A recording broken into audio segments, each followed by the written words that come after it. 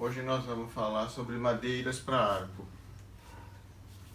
Eu começo já me posicionando que, sem dúvida nenhuma, o pau-brasil é uma madeira excelente para fazer arco. Mas, e eu respeito essa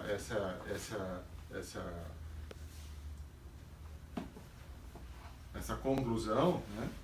Por causa que os músicos me retornam essa informação e eu trabalho com os músicos e acredito na arte, né?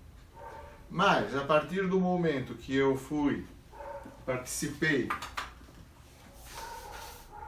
da escrita deste livro aqui, Pau-Brasil, da semente à madeira, com pessoas do Instituto Botânico que me convidaram para falar sobre o pau-brasil no arco, eu me senti na obrigação social e científica de apresentar outras madeiras que pudessem ser boas para arco. Então, como a gente sabe muito bem, quem descobriu essa madeira, o pau-brasil, para o arco, foi o François Turti. Isso ele fez quando ele estava em Paris, na metade do século XIX. E a gente sabe que, evidentemente, o conhecimento dele de madeira poderia ser o conhecimento da madeira europeia e alguma coisa daqui das Américas. E naquela época, digamos que não se tinha as comunicações todas que tem hoje, então ele nada conhecia das nossas madeiras, principalmente das madeiras da Amazônia, né? Que era bem desconhecida. O pau-brasil chegou lá através das barricas que levavam açúcar de Pernambuco, que o Pernambuco exportava açúcar para a Europa, e o François Turti teve contato com a madeira casualmente e achou que essa madeira era boa para fazer o trabalho que ele desenvolveu, esse arco que é o arco romântico. E realmente é. Mas existem, eu digo, porque eu fui fazer pesquisas, eu digo que existem outras madeiras que também servem para fazer arco. Plenamente discutível se são tão boas quanto ou não, eu não vou entrar nesse ponto, não vou falar que tal madeira é melhor, inferior. Eu vou dizer que servem para arco, servem para fazer arcos românticos. Por quê? Como todos nós também sabemos, o pau-brasil está em extinção há muitos e muitos anos, porque antes dele ser útil para o arco, ele era útil para a fabricação da tinta vermelha, tão utilizada no século XVIII, XVII, inclusive pelo clero, que usava muito vermelho. Essa cor era muito necessária na época, principalmente na Europa. Então o pau-brasil foi exportadíssimo para lá, foi embora para a produção da tinta. E aí ele já começou a ser extinto, né? E depois ainda com a descoberta para fazer arcos, então a pressão sobre o uso do pau-brasil foi muito grande. Então, por uma questão de proteção dessa nossa maravilhosa madeira, eu me sinto na obrigação de apresentar outras madeiras para arcos. Inclusive, para fazer arcos mais baratos, com madeiras mais comuns, com madeiras que se encontram no mercado normalmente, inclusive por esse motivo, na obtenção de arcos mais baratos até.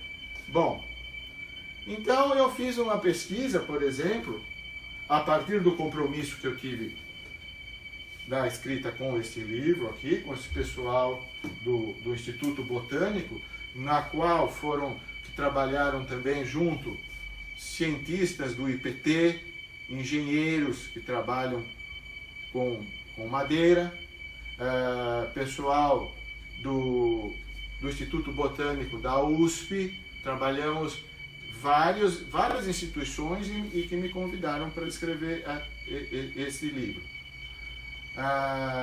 Aí eu fiz pesquisas com muitas madeiras. Por exemplo, eu vou dar aqui nomes, de várias madeiras que eu considero próprias, impróprias, boas. Eu fiz uma classificação muito simples e sempre usei o nome vulgar, porque se eu der o nome científico, ninguém vai conseguir encontrar essas madeiras, conhecer essas madeiras. Então, por exemplo, eu pesquisei o angelim, é uma madeira imprópria, angelim preto imprópria, conduru ou pau-rainha, ela é ótima, própria para arcos de contrabaixo. O cumaru é excelente, uma madeira muito boa para fazer arco. O problema do cumaru é que ele tem os vasos muito grandes e esses vazios enfraquecem certas partes do arco, principalmente a ponta, enfraquece ali a resistência da madeira. Mas como madeira é excelente para a produção de arcos. Cumaru. Granadilho é boa. A Itaúba é uma madeira média. Ipê amarelo, excelente. Madeira excelente. Ipê roxo, muito boa. Jatobá, média. Massaranduba, muito boa. Mirindiba ou louro de São Paulo, é imprópria. Mirindiba bagre, imprópria. Mirinduva rosa, imprópria. Muiracatiária ou Gonçalo Alves, é média para boa. Pau-ferro, boa. Roxinho, média. Sucupira, média. Sapucaia vermelha, imprópria. E agora eu vou pesquisar a sibipiruna, que é o falso pau-brasil como árvore. A gente se engana quando observa uma sibipiruna ou um pau-brasil de longe, a gente não sabe identificar. É o falso pau-brasil.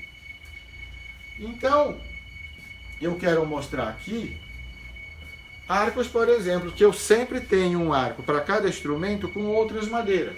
Então, este arco é um arco de violino de Massaranduba. Funciona muito bem. É uma madeira que na Europa é conhecida como pau-brasil. O pau-brasil lá é conhecido como Pernambuco. É um arco de violino. Este é um arco de viola de Muiracatiara. Este daqui é um arco de violoncelo de ipê roxo. Este daqui é um arco de violoncelo de ipê amarelo. Esse daqui é um arco de contrabaixo francês de ipê amarelo também. E aqui é um arco barroco de viola, pau santo. Substitui muito bem ou até melhor do que a tradicional snake wood ou pau cobra, que eram feitos os arcos barrocos, a maioria eram feitos desse pau cobra. Esta madeira, pau santo, que é oriunda de Mato Grosso, eu acho, e eu e vários músicos acham que é até melhor para os arcos barrocos. Então, como nós, estando aqui no Brasil, com essa maravilhosa, imensa floresta que nós temos aqui aproximadamente 8.715 espécies de madeira, de árvores, né? Então, a gente imagina que são muito pouco conhecidas por essa quantidade e nunca foram tão pesquisadas. Eu consegui fazer essa pesquisa com 20 e poucas madeiras e me sinto muito orgulhoso de saber e apresentar a solução para poupar um pouco o uso do pau-brasil. Porém, os músicos do mundo inteiro conhecem o pau-brasil, que é uma madeira realmente muito boa para a feitura de arcos. E é incontestavelmente muito boa. Por exemplo, as vantagens dos ipês, o roxo, tanto o amarelo, e existem outros ipês. Por exemplo, eu tive contato com um ipê uma vez só, veio do Pará, chama-se pau, o nome dele é pau d'arco. Ele é maravilhoso, lindo. Eu nunca mais consegui encontrar essa madeira. porque não é fácil para quem está aqui em São Paulo ir para o Pará procurá-la. Esse IP pau d'arco, já tem esse nome até, pau d'arco, é excelente para feitura de arco, porque ele tem os veios de crescimento dos IPs, são bem paralelos, são bem alinhados, coisa que não acontece com o pau-brasil. O pau-brasil, os veios são bastante revezados, e esse revezo cria muito problema na estrutura do arco e para quem faz o arco. Depois do arco pronto, a gente não sabe, não vai considerar se a madeira era alinhada ou revezada, mas quando a gente está fazendo o arco, fazer um arco com madeiras revezadas é muito complicado, muito difícil. Tem que usar várias ferramentas para poder lapidar essa madeira. E o que não acontece com o IP. O IP é uma madeira bem alinhada, com pouquíssimos nós, e facilita muito a feitura do arco. Daí, o aproveitamento do IP é 90% dos IP servem para fazer arco, enquanto que com o pau-brasil a gente tem uma perda muito grande, porque o pau-brasil é muito revezado, tem muitos nós, e aí existe uma perda grande, lamentável porque essa madeira tão maravilhosa. Eu gosto tanto dessa madeira que eu plantei 3 árvores. Essa árvore que está aqui na frente da minha casa, do meu ateliê, é um pau-brasil que eu plantei há 30 anos, e a gente sabe que demora muito para crescer. Então, um reflorestamento de pau-brasil demoraria muitos anos, né? Por isso que a opção de uso de outras madeiras é muito importante, deveria ser mais aceita, né? Mas existe uma resistência de tradição e artístico, musical mesmo. Se os músicos se posicionam, que acham melhor o uso, o pau-brasil para arco, quem sou eu que não sou músico, não sou artista, para contestar? Não vou contestar de jeito nenhum, e concordo que eles tenham essa opinião.